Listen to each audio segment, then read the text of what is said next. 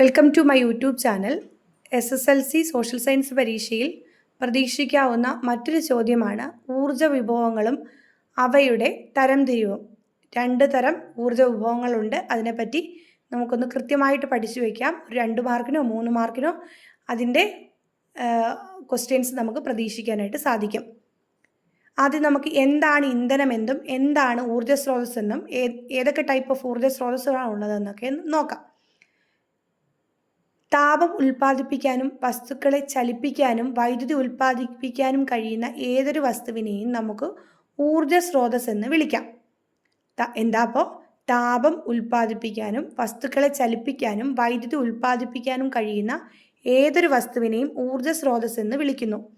രാസമാറ്റത്തിലൂടെ ഊർജം പുറത്തുവിടുന്ന ഏതൊരു വസ്തുവിനെയും ഇന്ധനമെന്ന് വിളിക്കാം. രാസമാറ്റത്തിലൂടെ ഊർജം പുറത്തുവിടുന്ന ഏതൊരു വസ്തുവിനെയും ഇന്ധനമെന്നും വിളിക്കാം. ഏതൊക്കെയാണ് ഊർജ സ്രോതസ്സുകൾ? ഊർജ സ്രോതസ്സുകൾ ഏതാണെന്ന് നോക്കുമ്പോൾ സൗരോർജം, സൂര്യനിൽ നിന്ന് കിട്ടുന്ന ഊർജം, കൽക്കരി, ജലവൈദ്യുതി, പെട്രോളിയം, ഇവയൊക്കെ എന്താണ്? ഊർജം നൽകുന്ന സ്രോതസ്സുകളാണ്. ഏതൊരു രാജ്യത്തിൻ്റെയും സമ്പദ് വ്യവസ്ഥയിലും ജനജീവിതത്തിലും ഊർജ വിഭവങ്ങൾക്ക് നിർണായകമായ സ്ഥാനമാണ് ഉള്ളത്. ഏതൊക്കെയാണ് ഊർജ വിഭവങ്ങളുടെ തരംതിരിവെന്ന് നോക്കാം. ഊർജ വിഭവങ്ങളെ 2ആയി തിരിക്കാം. പുനഃസ്ഥാപന ശേഷിയില്ലാത്ത വിഭവങ്ങൾ അഥവാ പരമ്പരാഗത വിഭവങ്ങൾ. മറ്റൊന്നാണ് പുനഃസ്ഥാപന ശേഷിയുള്ള വിഭവങ്ങൾ അഥവാ പാരമ്പര്യേതര വിഭവങ്ങൾ. പുനഃസ്ഥാപന ശേഷിയില്ലാത്ത വിഭവങ്ങൾ ഇവ നമ്മൾ ഉപയോഗിച്ചാൽ വീണ്ടും ഉപയോഗിക്കുന്നതിലൂടെ എന്താണ്? അവ തീർന്നു പോകും. അപ്പം ഈ ഒരു പട്ടികയിൽ നിന്ന് നമുക്ക് മനസ്സിലാക്കുന്നത് പ്രകൃതിവാതകം, കൽക്കരി, പെട്രോളിയം, ആണവോർജം എന്നിവയൊക്കെ പറയുന്നത് എന്താണ്? പുനഃസ്ഥാപന ശേഷിയില്ലാത്ത വിഭവങ്ങൾ. അവ പരമ്പരാഗത വിഭവങ്ങളാണ്. ഏതൊക്കെ എക്സാമ്പിൾ പറയാൻ പറ്റുന്ന? പ്രകൃതിവാതകം, പെട്രോളിയം, കൽക്കരി, ആണവോർജം എന്നിവ. ഇവയൊക്കെ നമ്മൾ കൃത്യമായിട്ട് വീണ്ടും ഉപയോഗത്തിലൂടെ കുറേ നാളുകൾ ഉപയോഗിക്കുന്നതിലൂടെ തീർന്നു പോകും. പിന്നീട് നമുക്ക് പുനഃസ്ഥാപന ശേഷി ഇല്ല. രണ്ടാമത്തെ വിഭാഗമാണ് പുനഃസ്ഥാപന ശേഷിയുള്ള വിഭവങ്ങൾ അഥവാ പാരമ്പര്യേതര വിഭവങ്ങൾ. ഇവ നമ്മൾ എത്ര ഉപയോഗിച്ചാലും തീർന്നു പോകത്തില്ല. അവ എന്താണ്? നമുക്ക് പുനഃസ്ഥാപന ശേഷിയുള്ള വിഭവങ്ങളായി കണക്കാക്കാം. ഇവയാണ് പാരമ്പര്യേതര വിഭവങ്ങൾ. സൗരോർജ്ജം ഉപയോഗിച്ചാൽ തീർന്നു പോകുമോ?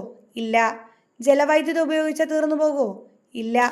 പിന്നെ വേലിയോർജം, ഭൗമതാപോർജം, അതുപോലെ തന്നെ ജൈവോർജം, കാറ്റ്, ഇവയൊന്നും തീർന്നു പോകത്തില്ല. തീർന്നു പോകാത്തവയാണ് പുനഃസ്ഥാപന ശേഷിയുള്ള വിഭവങ്ങൾ.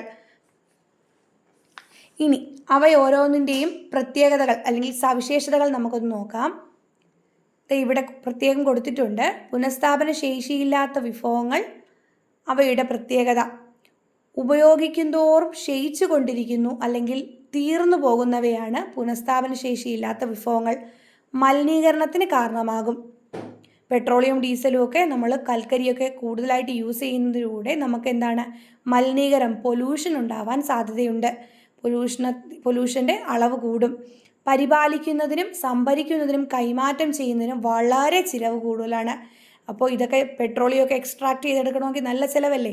അപ്പോൾ ഈ പുനഃസ്ഥാപന ശേഷിയില്ലാത്ത വിഭവങ്ങൾ പരിപാലിക്കുന്നതിനും സംഭരിക്കുന്നതിനും കൈമാറ്റം ചെയ്യുന്നതിനും വളരെയധികം ചിലവ് കൂടുതലാണ്. അടുത്ത് പുനഃസ്ഥാപന ശേഷിയുള്ള വിഭവങ്ങൾ അഥവാ പാരമ്പര്യേതര വിഭവങ്ങൾ യഥേഷ്ടം ലഭ്യമാണ്. സൗരോർജം കിട്ടുന്നില്ലേ? ജലവൈദ്യുതി കിട്ടുന്നില്ലേ? കാറ്റ് കിട്ടുന്നില്ലേ? അതൊക്കെ നമുക്ക് എന്താണ്? പുനഃസ്ഥാപന ശേഷിയുള്ള വിഭവങ്ങളാണ്. പരിസ്ഥിതി സൗഹൃദമാണ്. പരിസ്ഥിതിക്ക് ദോഷമുണ്ടാകുന്നില്ല. അതുപോലെ തന്നെ സാധാരണയായി മലിനീകരണരഹിതവുമാണ്. മലിനീകരണം വളരെ കുറവുമാണ് എന്ന് മനസ്സിലാക്കുക. ഭൂമി മാനവകുലത്തിനായി നിരവധി ഊർജ വിഭവങ്ങൾ ഒരുക്കി വെച്ചിട്ടുണ്ട്. ഭക്ഷ്യോൽപാദനം, വാഹന ഗതാഗതം, ആരോഗ്യപരിപാലനം എന്ന് വേണ്ട മനുഷ്യ പ്രവർത്തനങ്ങളുടെ എല്ലാ തുറകളിലും ഊർജ സ്രോതസ്സുകളെ മനുഷ്യന് ആശ്രയിക്കേണ്ടതായി വരുന്നു. പുനരുൽപ്പാദിപ്പിക്കാൻ കഴിയാത്ത ഊർജ സ്രോതസ്സുകൾ ഉൾപ്പെടുന്നതും എന്നാൽ ഏറെ പ്രാധാന്യമുള്ളതുമായ ഊർജ സ്രോതസ്സാണ് ഫോസിൽ ഇന്ധനങ്ങൾ. പുരാതന സസ്യജന്തുജാലങ്ങളുടെ ഫോസിൽ അവശിഷ്ടങ്ങളിൽ നിന്ന് ഉത്ഭവിക്കുന്ന ഇന്ധനങ്ങളാണ് ഫോസിൽ ഇന്ധനങ്ങൾ. അപ്പോൾ ഫോസിൽ ഇന്ധനങ്ങൾ ഏതൊക്കെയാ? കൽക്കരി, പെട്രോളിയം, പ്രകൃതിവാതങ്ങൾ എന്നിവ അതിന് എക്സാമ്പിളാണ്. Okay, thank you.